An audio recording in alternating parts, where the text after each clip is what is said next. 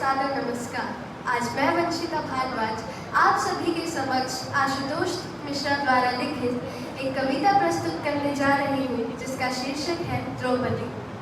मुझे आप सभी से अपेक्षा है कि आप एक अच्छे श्रोता के भांति इस कविता को सुनेंगे तथा मेरे शब्दों और अपनी कल्पना शक्ति द्वारा उस महाभारत काल में पहुंचकर द्रौपदी की उस व्यथा का अनुभव करें। ना आभूषण सोने के ना नगरी मुझे सजा कर दो, ना आभूषण सोने के ना नगरी मुझे सजा कर दो, ला सको तो जाओ मेरा सम्मान वापस ला कर दो। खड़ी हो किस दशा में देखो आर्यों के आवास में, खड़ी हो किस दशा में देखो आर्यों के आवास में, खड़ी हो किस दशा में देखो आर्यों के आवास में, आज हुआ जो हुआ नहीं इस धरती के इतिहास में।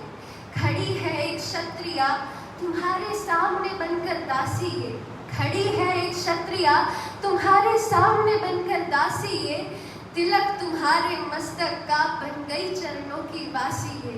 क्या हुआ अब मौन हो क्यों, गए कहाँ अब आचार तुम्हारे, क्या हुआ अब मौन हो क्यों, गए कहाँ अब आचार तुम्हारे। कुरु के वीर कहलाने वाले छिन गए सब अधिकार तुम्हारे।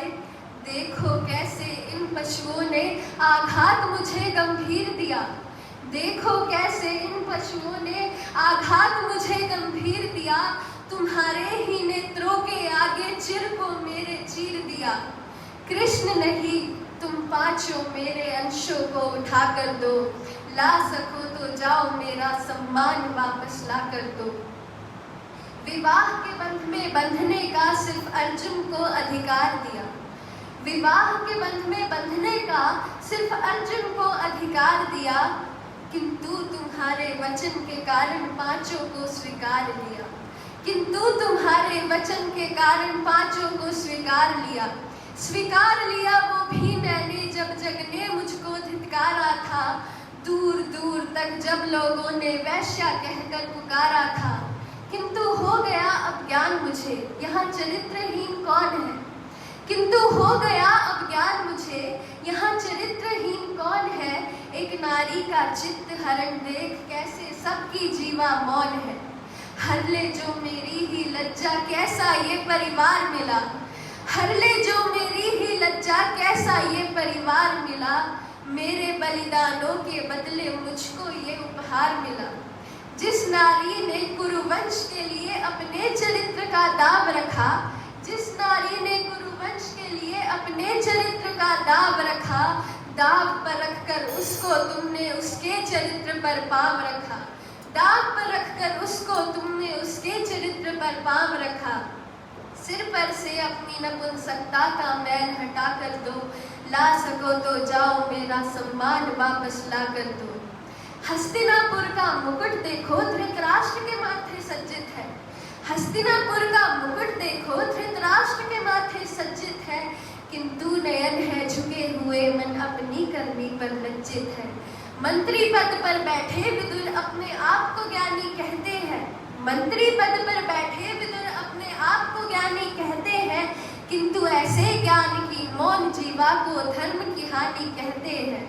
और क्या हुआ इस रक्त का लाभ जो तुम्हारी रगों में बहता है, और क्या हुआ इस रक्त का लाभ जो तुम्हारी रगों में बहता है।